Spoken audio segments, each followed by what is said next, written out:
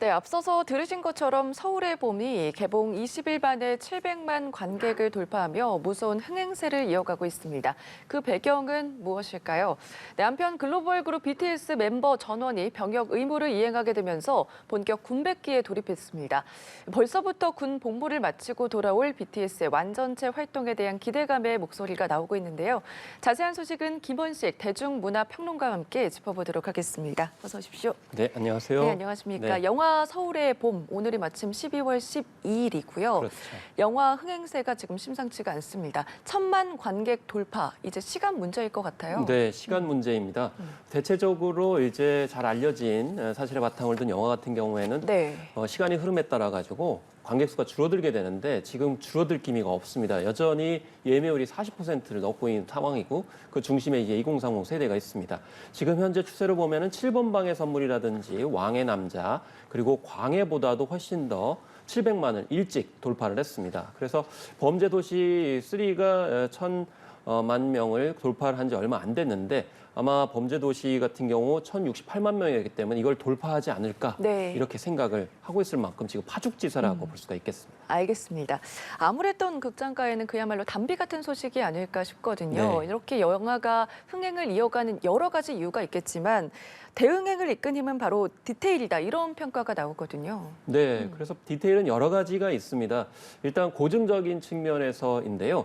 이 영화는 군 고위 장교들이 굉장히 많이 나옵니다. 그러다 네. 보니까 각 부대도 다르고 또 이제 그 계급도 다르기 때문에 그걸 고증하는데 굉장히 신경을 많이 썼다고 그러고 특히 일반 군복이 아니라 고급 원단을 써야 됐기 때문에 그것까지도 260벌에서 280벌 정도 이렇게 준비를 해야 했다고 합니다. 그리고 역사적인 관점에서 봤을 때 이 장태환 장군의 어떤 발언이라든지 네. 또 그때 당시에 있었던 일부 사람들이 또 제외되면서 참모총장이 잡히게 되는 그리고 전두환 이 보안사령관이 잡힐 뻔하다가 놓치는 장면이라든지 아니면 국방부 장관이 잠옷바람으로 택시를 타는 장면 네. 이런 장면들은 모두 다 실제의 바탕을 두고 있다. 그래서 역사적 고증이나 아니면 복장 그리고 황정민 씨의 대머리 같은 경우에도 3시간 반이나 공들여가지고 만들었다고 하죠. 물론 시간이 지남에 따라서 좀 시간이 줄어들었다고 합니다만은 이렇게 디테일의 힘이 무엇보다도 요인이라고 볼 수가 있겠습니다. 네, 내용도 내용인데 이 특수 분장이 너무 디테일해가지고 분노하시는 분들도 많이 계셨을 것 같은데. 아마 이제 연출 네. 의도라고 볼 수가 있겠습니다. 네, 디테일한 마케팅 전략도 흥행에 한몫하고 있다. 이런 평가도 나옵니다. 오늘이 또 12월 12일인 만큼 극중의 반란군 캐릭터를 맡은 배우들이 무대 인사 라인업에서 빠졌다면서요? 그렇죠. 아무래도 오늘이 12.12 군사 쿠데타가 일어났던 날이기 때문에 네. 주인공 대접을 받으면 안 되겠죠. 그래서 황정민 씨라든지 또 이 비서실장 역으로 나왔던 박훈 씨 같은 경우도 마찬가지인데 이분들은 오히려 SNS를 통해 가지고 사과의 뜻을 표했습니다. 물론 이제 실제 인물들이 사과를 하는 게 아니고 연기자들이 사과를 표하기도 했었는데요. 네. 그래서 김성균이라든지 이성민 또 정우성 씨가 무대에 오르면서 계속 릴레이로 쉬지 않고 무대 인사를 관객들에게 고마움의 뜻으로 하고 있습니다. 또 다른 특징이 또 숨어 있는데 아무래도 20, 30대 젊은 층, MZ 세대들이 크게 또 관심을 보이고 있더라고요. 이 사건이 어떻게 보면 생소할 수도 있는데 관심을 갖는 이유는 뭐라고 보십니까? 일단 얼핏 교과서에서만 봤을 것 같은 네. 그런 사실인데 영화에서 9시간을 굉장히 생생하게 그려주고 있거든요. 사실 젊은 세대 같은 경우에는 두 가지 크게 요인이 있었는데 처음에는 아무래도 심박수 챌린지 때문에 네. 주목을 받았을 것 같습니다. 아니 도대체 어떤 영화길래 이렇게 심박수가 올라간단 말이냐라고 하면서 실제로 릴레이 인증을 SNS에서 했고요. 또 무엇보다도 요즘에 2030 세대들은 공정세대라고 불립니다. 그래서 공정하지 않은 일에 대해서 분노하고 또 공유하는 그런 모습을 보이게 되는데 12.12 군사 쿠데타는 헌법적 질서와 원칙, 룰을 다 어긴 거거든요. 그 어기면서 자신들의 이익을 이제 취했기 때문에 그런 공정세대로서 했던 분노감을 느끼고 있다라는 점에서 또 분석을 할 수가 있겠습니다. 네, 저도 좀 보고 나서 이 내용을 알고는 있지만 더 디테일하게 찾아봤는데 MZ 세대들도 분노를 넘어가지고 더 자세하게 찾아보고 있더라고요. 그렇습니다. 네. 그래서 짤방이라고 그래가지고 굉장히 가벼운 짧은 영상뿐만이 아니고 다큐멘터리를 다시 본다든지 또 관련 드라마를 찾아본다. 심지어는 관련 논문, 책까지도 지금 학습하고 있다라는 그런 이야기까지 나오고 있습니다. 이것을 이제 요즘 2030 세대 문화로 디깅 컬처다 이렇게 볼 수 있는데요. 네. 이 디깅이라는 거는 깊이 파다라는 뜻을 가지고 있습니다. 그래서 한번 꽂히거나 관심 있는 분야에 대해서는 모조리 섭렵하면서 이제 바닥까지 다 보는 그런 특징들이 지금 서울의 봄에 관련돼서 또 현대사에 관련된 영화까지도 지금 리스트가 오르면서 이 섭렵하는 그런 모습까지 보여주고 있습니다. 네, 덩달아서 정치권의 관심도 커지고 있습니다. 실제 인물인 김호랑 중령의 추모식엔 정계 인사들이 대거 참석하기도 했고요. 정선엽 병장의 모교에서는 별도 추도식도 열렸는데 이런 현상은 좀 어떻게 바라보세요? 그렇습니다. 이 영화의 특징 같은 경우에는 많은 인물들이 나오는데 네. 68명이나 나옵니다. 그 가운데서 짧게 나와서 좀 아쉬움을 준 인물들도 있습니다. 그래서 언급하신 이제 김호랑 소령 같은 경우에도 실제 인물이 있기 때문에 그래서 이제 정혜인 씨가 역할을 맡았어요. 너무 이제 가슴 아픈 그런 장면이었는데 실제로 이제 자료를 찾아보니까 그 이후에 너무 그 김호랑 소령의 삶이 기구했고 또 남은 가족들까지도 굉장히 고통을 많이 받았었는데 최근까지만 해도 그 명예가 제대로 복원이 안 됐었어요. 근데 최근에는 이제 국방부에서 전사로 이렇게 인정을 했는데 다만 그 비석에는 아직 전사로 기재가 안 돼 있다라는 좀 점들이 있었는데 어쨌든 그런 점들을 이제 추모를 하고 있고 또 진실규명 유가족 죽음에 대해서 밝혀야 된다 이런 이야기까지 나오고 있습니다. 그리고 정선엽 병장 같은 경우 이제 조선대 재학 중에 군 입대를 했다가 네. 이렇게 목숨을 잃게 돼서 이제 명예 졸업장을 지금 현재 수여를 하는 그런 상황입니다. 예, 또 영화가 흥행하면서 전두환의 호를 딴 이래공원 명칭도 논란이 되고 있습니다. 일각에서는 명칭을 바꿔야 되는 것 아니냐 이런 지적도 나오더라고요. 그렇습니다. 이제 합천에 이래공원이 있는 이유는 이 전두환 씨가 태어난 곳으로 알려지고 있기 때문에 고향에 네. 이래공원이라는 것을 만들었습니다. 근데 이게 원래부터 이래공원은 아니었고요. 새천년 생명의 숲이라고 하는 이름을 갖고 있었는데 이걸 중간에 바꾼 겁니다. 그래서 그동안 줄기차게 이래공원이라는 이름을 바꿔야 된다라는 목소리가 나오고 있는데 어쨌든 합천군에서는 내년 상반기에 공론화로 의견 수렴을 하고 제3의 기관을 통해 가지고 명칭 변경을 추진해 보겠다라고 입장을 밝히고 있습니다. 예, 영화 서울의 봄 상황 좀 짚어봤고요. BTS 소식도 좀 짚어보겠습니다. 오늘 집인 정국까지 마저 군에 입대하면서 멤버 전원이 군 복무를 다하게 되는데 우선은 7명이 함께 찍은 사진이 또 화제더라고요. 그렇습니다. 그런데 가만히 보면은 네. 진과 제이홉 같은 경우에는 이제 군복을 입고 있어요. 그러면은 군 입대를 한 이후에 나와서 찍었다고 볼 수가 있겠는데 지금 현재 휴가까지도 다 복무를 하고 있거든요. 네. 그럼 휴가가 9월 달에 입대를 했기 때문에 그러면 이 사진은 언제 찍었느냐? 아마 9월 전에 진과 제이홉이 군 복무하는 과정에서 이제 휴가를 받아가지고 7명이 이렇게 찍은 것으로 나타나고 있어서 어쨌든 간에 완전체로서의 7장 이 사진이 또 많은 팬들에게 아쉬움을 달래게 하고 있고 또 앞으로의 의지를 또 보여주고 있습니다. 네, 멤버들이 군에 입대할 때마다 이렇게 다 같이 사진을 찍어주는 이 모습이 굉장히 좋아 보였는데 네. 이틀 차이로 2명씩 동반 입대를 택한 점, 이 부분도 눈에 띄더라고요. 그렇습니다. 일단 전격적으로 이렇게 입대를 했는데요. 이제 몇 가지 의미가 있습니다. 첫 번째로 이렇게 입대를 어제 오늘 하게 되면은 군 제대를 이제 2025년 네. 6월 달에 다 하게 됩니다. 그 전에 이제 완전히 다 멤버 전체가 이제 제대를 하기 때문에 2025년 6월 이후로 완전체로 활동을 하겠다는 선포라고 이제 볼 수가 있겠습니다. 그리고 2명이 왜 갔느냐 이렇게 생각을 해보면은 네. 이게 형과 동생들이 같이 간 거거든요. RM 같은 경우는 94년생이에요. 그리고 비유는 95년생이고 지민 같은 경우는 또 95년생. 그리고 정국 같은 97년생. 그래서 형과 아우가 같이 갔거든요. 지금 현재 군 입대 제도 중에는 동반 입대 제도라고 있습니다. 뭐 친구나 가족, 형제끼리 같이 가게 되면서 같이 훈련 받을 때 같은 내무실을 쓰게 되면 좀 뭔가 편안하게 임할 수 있도록 하는 건데 다만 자대 배치를 같이 받아가지고 같은 내무관을 쓰느냐. 네. 요건 좀 다를 수가 있기 때문에 살짝 아쉽기도 합니다. 알겠습니다. 본격 공백기에 돌입을 했지만 여전히 공백은 느껴지지 않을 거다. 이런 시각도 나오고 있습니다.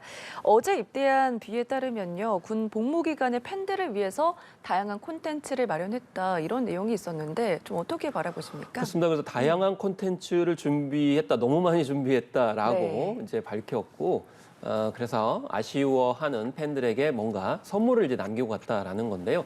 이 사진도 이제 대표적이라고 볼 수가 있겠고 아무래도 멤버 각 각의 그런 컨텐츠도 있겠지만은 아마 완전체로 여러 가지 뭔가 퍼포먼스란 내용들이 포함이 됐을 것으로 이렇게 전망이 되고 있습니다. 네, 완전체가 되는 2025년 6월 이전에 먼저 전역을 합니다. 진과 제이홉이 솔로 활동 가능성에 대한 기대감도 나오고 있거든요. 당연합니다. 그래서 이제 완전체로 이제 가기 전에 이제 솔로 활동들을 할 건데요. 네. 가장 먼저 제대하는 멤버는 바로 진이 되겠습니다. 그래서 당장에 2024년 6월에 제대를 하게 됩니다. 그래서 군대에 다 가기 전에 이미 솔로 활동을 해서 빌보드 200에도 각 멤버들이 2번씩이나 1위를 했고요. 그리고 제이홉 같은 경우에도 아마 2024년 12월이나 이제 2025년 1월 초에 제대할 가능성이 높기 때문에 그 군 제대하기 전에 아마 휴가 나와가지고 여러 가지 준비를 하지 않을까. 그래서 뭐 복무를 끝 마치고 나서 바로 솔로 앨범 등을 보여주고 또 월드 투어를 하지 않을까 싶고요. 그렇게 마련했던 콘텐츠를 가지고 2025년에 완전체로 활동하는 데 뒷받침을 할 것 같습니다. 네, 벌써부터 기대가 되는데 완전체가 되는 시기 말씀해 주신 것처럼 2025년 6월로 예상이 되거든요. BTS 어떤 점들이 많이 달라져 있을까요? 일단 여러 가지 면에서 봤을 때 네. 첫 번째로는 그동안의 솔로 활동을 통해 가지고 많은 앨범과 노래들을 발표를 했습니다. 그렇기 때문에 일종의 콘텐츠량, 볼륨이 굉장히 많아졌다라고 볼 수가 있는 거죠. 그래서 굉장히 풍성한 콘텐츠들을 세계적으로 보일 수 있다라는 점, 장점이 될 수가 있겠고요. 두 번째는 군백기의 그런 위기를 벗어나고 완전체로 돌아왔기 때문에 빌보드에 진입할 가능성, 진입을 단순히 하는 게 아니고 수상 가능성이 굉장히 높아진다라고 볼 수가 있겠죠. 그래서 대체적으로 아이돌 그룹은 굉장히 어린 젊은 친구들만 뭐 좋아하는 것처럼 하겠지만 이제 군 제대 이후에는 완전히 모든 세대가 좋아하는 그런 음악 장르의 선두주자로서 발돋움하게 되겠다라는 것이고요. 그 다음에는 군 검역을 했기 때문에 이제 멤버들도 밝혔습니다만은 아마 느끼고 생각했던 것들이 굉장히 많을 겁니다. 그러면 훨씬 더 음악적 깊이라든지 다양성들이 충만해질 것이고 그러면 훨씬 더 포괄적으로 팬들을 확보할 가능성이 높다라는 점에서 봤을 때 활동의 어떤 폭도 넓어질 거라고 기대가 할 수가 네, 있겠습니다. 여러 가지 또 측면에서 많이 달라진 모습을 살펴볼 수 있을 것 같습니다. BTS 멤버들 군에 입대했지만 K-팝의 의상은 아직도 대단합니다. 보니까 데뷔 6년 차인 중소돌이에요. 에이티즈가 빌보드 메인 차트 1위를 했더라고요. 네, 그렇습니다. 에이티즈는 2018년 10월 달에 데뷔를 했는데요. 네. 그동안 차근차근 밟아왔다라고 이제 볼 수가 있겠습니다. 그래서 작년에 자신들의 앨범으로 빌보드 200에서 3위를 했고 올해 2위를 했다가 다시 또 몇 개월 지나가지고 마침내 1위를 했다라는 겁니다. 그래서 방탄소년단 외에도 이렇게 에이티즈가 있고요. 또 스트레이키드라든지 블랙핑크라든지 뉴진스, 피프티피프티 같은 다양한 그런 성격을 가진, 개성을 가진 아이돌들이 포진하고 있다. 그래서 방탄소년단에 대해서 몇 년 전까지만 해도 굉장히 우리 K-팝이 좀 의존하는 모양새였다면은 네. 지금 훨씬 더 많은 그룹들이 활동하고 있어서 K-팝의 브랜드 가치가 확고하게 서고 있다라는 점에서 봤을 때 방탄소년단이 없다 하더라도 K-팝은 2024년, 2025년에도 계속 발돋움할 것이다 이렇게 생각이 듭니다. 네, 놀랍게도 1위를 한 곡이 한국어 노래로 구성이 됐다는 점이거든요. 이 부분은 어떻게 바라보십니까? 네, 그래서 미친 폼이라고 하는 노래인데요.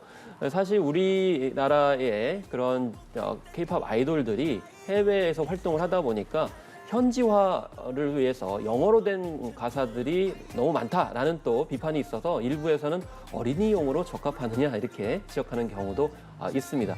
그렇지만은 이제 잘 모르는 신인들이나 아니면 핫 100 차트에 오르기 위해서는 일정 정도 영어 가사들을 좀 써야 되는 그런 현실적인 이유도 있는데요. 그럼에도 불구하고 지금 에이티즈 같은 경우에는 한국어로 된 그런 앨범, 노래를 통해서 빌보드 200에서 좋은 성과를 보여줬다라는 거고요. 지금 전반적으로 뭐 다국적 K-팝 아이돌이라든지 아니면 뭐 영어 가사로 된 것을 선호하는 것 같지만 실제로 외국 팬들한테 조사를 해보면 네. 한국인들로 되어 있는 멤버들의 더 호감이 많다. 한국인 가수 그리고 한국어로 된 노래에 대해서 더 관심이 많다. 그래서 한국적 스타일에 대해서 더 관심이 많기 때문에 뭐 형식적으로 영어 가사가 좀 있다 하더라도 결국 한국에 대해서 더 알고자 하는 욕구들은 더 커질 것이다. 이렇게 전망할 수 있겠습니다. 네, 이 부분도 봐야 할 것 같습니다. 중소기획사 소속팀으로는 처음으로 1위를 했다는 점, 이 부분이 굉장히 특별한데 그동안 빌보드 200 1위는 대형 기획사가 독식을 해왔는데 중소기획사 아이돌이 만든 기적 좀 어떻게 평가하십니까? 네, 요거는 좀 이제 교정적으로 바라볼 필요가 있는데요. 네. 이제 방탄소년단이 2018년에 빌보드 200에서 1위를 할 때 중소돌의 기적이라고 했었습니다. 네. 그때는 이제 빅히트에 소속돼 있었기 때문에 우리가 이제 SM이라든지 JYP, YG에 소속되지 않은 중소돌이 성공하여서 굉장히 높은 평가를 받았는데 그 사이에 방탄소년단이 크게 인기를 끌고 성공하게 되면서 이 빅히트가 하이브로 대기업이 된 거예요. 그래서 그 뒤에 중소돌의 기적은 또 없느냐 이렇게 얘기할 수 있지만 계속 중소돌의 기적은 나오고 있습니다. 그래서 피프티 같은 경우에도 중소 흑수저 출신이었고 이번에 네. ATG 같은 경우에도 마찬가지로 KQ라고 하는 엔터테인먼트 회사이기 때문에 이게 왜 중요하냐면은 중소기획사가 나올수록 굉장히 음악적 다양성이라든지 또 K-팝의 어떤 개성들이 묻어날 수가 있는 거고 이런 성공 모델이 있을수록 젊은 세대들이 끊임없이 도전을 할 수가 있는 거거든요. 지금 우리나라 어떤 경제 상황이나 여건들이 좀 안 좋은데 오히려 K-팝의 이런 성공 모델들이 좀 더 바람직한 또 경제적인 어떤 선한 영향력을 보여주고 있지 않나 이런 면에서 중소기획사 성공 스토리로서 ATG의 사례도 눈여겨볼 필요가 있겠습니다. 알겠습니다. 연예계 소식 짚어봤습니다. 지금까지 김원식 대중문화평론가와 이야기 나눠봤습니다. 고맙습니다. 네, 감사합니다.